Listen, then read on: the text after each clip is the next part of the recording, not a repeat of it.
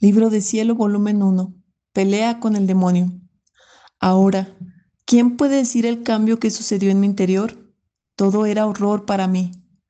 Aquel amor que antes sentía en mí, ahora lo veía convertido en odio atroz. Qué pena el no poderlo amar más. Me desgarraba el alma al pensar en aquel Señor que había sido tan bueno conmigo y ahora verme obligada a aborrecerlo, a blasfemarlo como si fuese el más cruel enemigo. El no poderlo mirar ni siquiera en sus imágenes, porque al mirarlas, al tener rosarios entre las manos, al besarlos, me venían tales ímpetus de odio y tanta fuerza en contra, que hacerlo y reducirlos a pedazos era lo mismo. Y a veces hacía tanta resistencia que mi naturaleza temblaba de pies a cabeza. Oh Dios, qué pena amarguísima. Yo creo que si en el infierno no hubiera otras penas, la sola pena de no poder amar a Dios formaría el infierno más horrible. Muchas veces el demonio me ponía delante las gracias que el Señor me había hecho, ahora como un trabajo de mi fantasía, y por eso poder llevar una vida más libre, más cómodo, y ahora como verdaderas, y me decían, ¿esto es lo bien que te quería? Esta es la recompensa que te ha dejado en nuestras manos. Eres nuestra, eres nuestra. Para ti todo ha terminado. No hay más que esperar. Y en mi interior me sentía poner tales ímpetus de aversión contra el Señor y de desesperación que algunas veces, teniendo alguna imagen entre las manos, era tanta la fuerza del desprecio que las rompía. Pero mientras esto hacía, lloraba y las besaba, pero no sé decir cómo era obligada a hacerlo. ¿Quién puede decir el desgarro de mi alma? Los demonios hacían fiesta y reían. Unos hacían ruido desde un lugar, otros lo hacían desde otro. Unos hacían estrépitos, otros me ensordecían con gritos diciendo, mira, cómo eres nuestra. No nos queda otra cosa más que llevarte al infierno, alma y cuerpo. Verás que lo haremos. A veces me sentía jalar, ahora los vestidos, ahora la silla donde estaba arrodillada, y tanto la movían que hacían ruido que no podía rezar. A veces era tanto el temor que creyendo librarme me iba a acostar en la cama, porque estos escándalos sucedían la mayor parte en la noche. Pero también ahí seguían jalándome la almohada, las cobijas. Pero ¿quién puede decir el espanto, el temor que sentía? Yo misma no sabía dónde me encontraba, si en la tierra o en el infierno. Era tanto el temor de que en verdad me llevaran que mis ojos no podían cerrarse al sueño. Estaba como uno que tiene un cruel enemigo que ha jurado que a cualquier costo le deba quitar la vida. Y creía que esto me sucedería en cuanto cerrara los ojos. Así que sentía como si alguien me pusiera algo dentro de los ojos, de modo que estaba obligada a tenerlos abiertos para ver cuándo me debían llevar.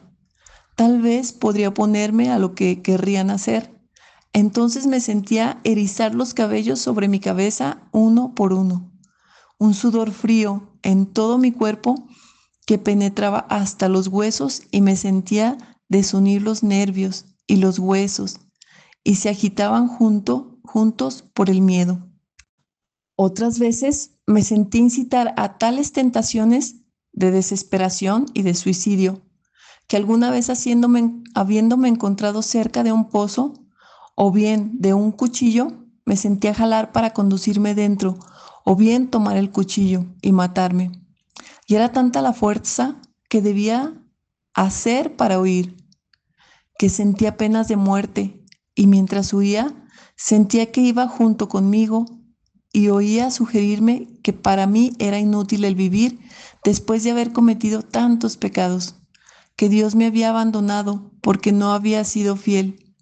Es más, veía que había hecho tantas infamias que jamás alma alguna en el mundo había cometido, que para mí no había más misericordia que esperar. En el fondo de mi alma oía repetir: ¿cómo puedes vivir siendo enemiga de Dios? ¿Sabes tú quién es ese Dios a quien tanto has ultrajado, blasfemado, odiado? Ah, es ese Dios inmenso que por todas partes te circundaba, y tú, ante sus ojos, te has atrevido a ofenderlo. Ha perdido el Dios de tu alma. ¿Quién te dará paz? ¿Quién te librará de tantos enemigos? Era tanta la pena que no hacía otra cosa que llorar. A veces me ponía a rezar y los demonios, para acrecentar mi tormento, los sentía venir encima de mí. ¿Y quién me golpeaba? ¿Quién me pinchaba? ¿Y quién me apretaba la garganta?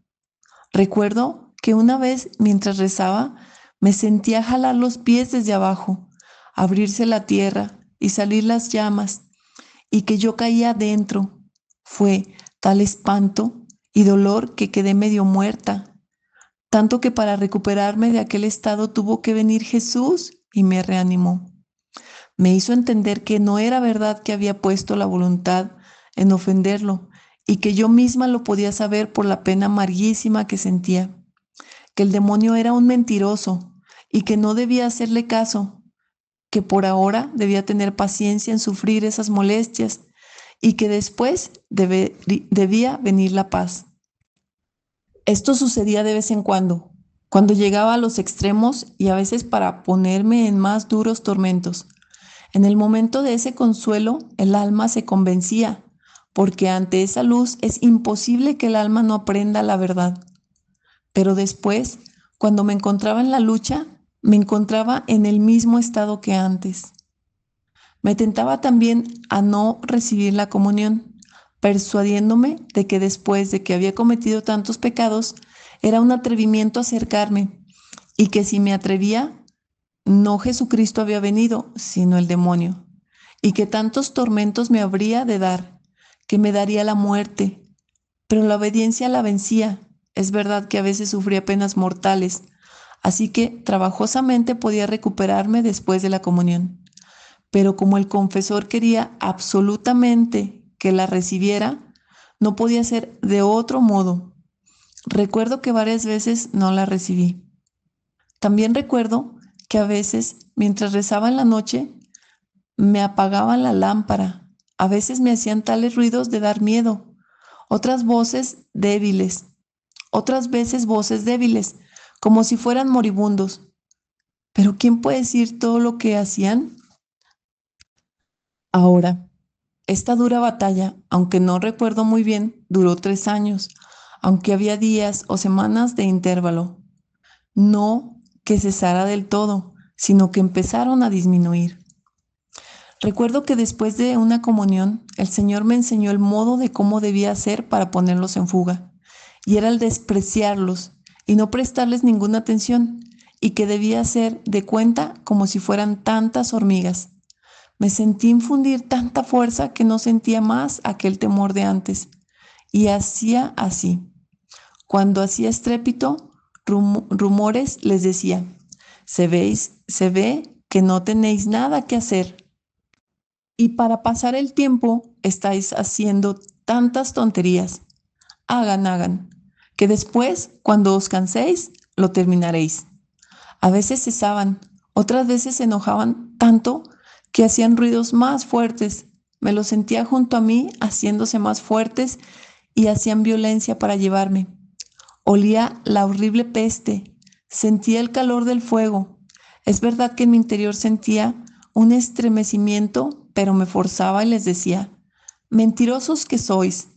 Si esto fuera cierto desde el primer día lo habríais hecho, pero como es falso, es que no tenéis ningún poder sobre mí, sino solo aquel que os viene dado de lo alto. Por eso digan, y después, cuando os canséis, reventaréis.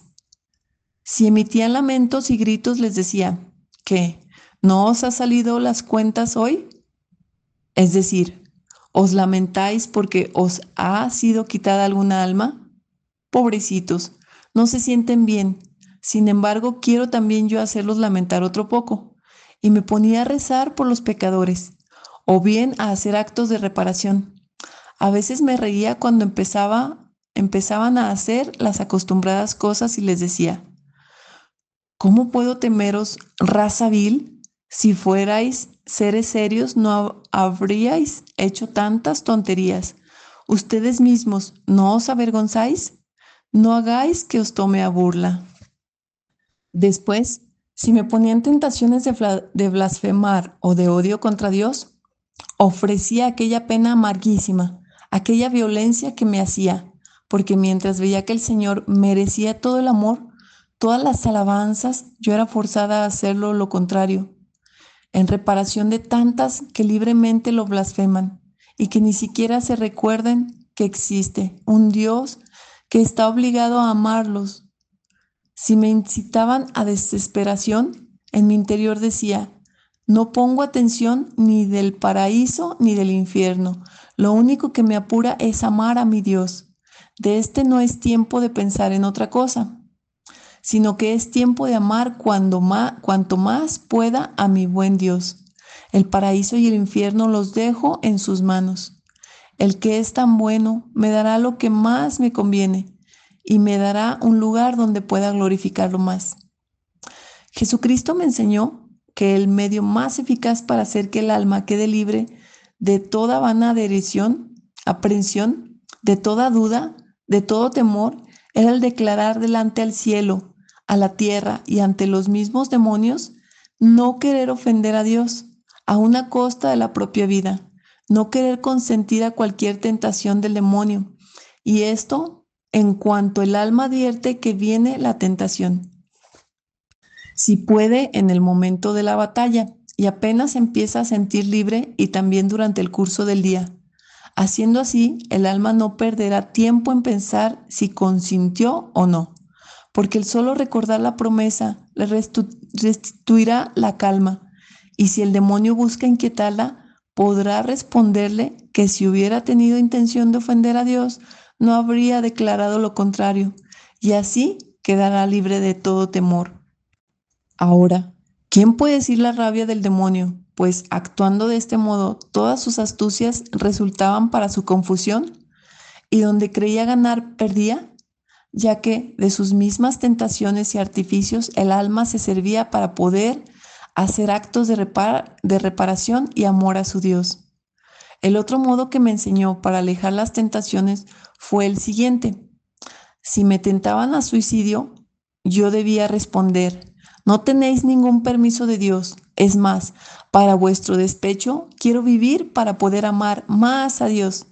Si me golpeaban, yo me debía humillar, arrodillarme y agradecer a Dios, a mi Dios, porque esto sucedía como penitencia de mis pecados. Y no solo eso, sino ofrecer todo como actos de reparación por todas las ofensas hechas a Dios en el mundo. Finalmente, una fea tentación que me duró poco fue que debido al contacto continuo por cerca de año y medio con los tan feos demonios, yo debía quedar encinta y parir luego un pequeño demonio con cuernos. Mi fantasía crecía tanto que yo me veía delante una confusión horrible, por lo que se habría dicho de mí por tan espantoso suceso. Después de cerca de año y medio de esta lucha, finalmente terminaron las crueldades de los demonios y comenzó una vida toda nueva. Pero los demonios no dejaron de molestarme de vez en cuando, pero no eran tan frecuentes, no tan feroz la batalla, y yo me acostumbré a despreciarlos. La vida nueva que comenzó fue en la casa de campo llamada Torre Disperata. Un día en que más que nunca había sido atormentada por el demonio, tanto que sentí perder las fuerzas y desmayar. Por la tarde, mientras así estaba, sentí venirme una cosa mortal y perdí los sentidos. En este estado vi a Jesucristo rodeado de muchos enemigos. ¿Quién lo golpeaba? ¿Quién lo abofeteaba? ¿Quién le clavaba las espinas en la cabeza? ¿Y quién le rompía las piernas? ¿Quién los brazos? Después de que lo redujeron casi a pedazos, lo pusieron en los brazos de la Virgen, y esto sucedía un poco lejos de mí. Después que la Virgen Santísima lo tomó entre sus brazos, se acercó a mí y llorando me dijo, hija mía, Mira cómo es tratado mi hijo por los hombres. Las horribles ofensas que cometen jamás le dan tregua. Míralo cómo sufre. Yo trataba de verlo y lo veía todo sangre, todo llagas y casi despedazado, reducido a un estado mortal. Sentía tales penas que hubiera querido morir 1000 veces antes que ver sufrir tanto a mi Señor. Me avergonzaba de mis pequeños sufrimientos. La Santísima Virgen agregó, pero siempre llorando.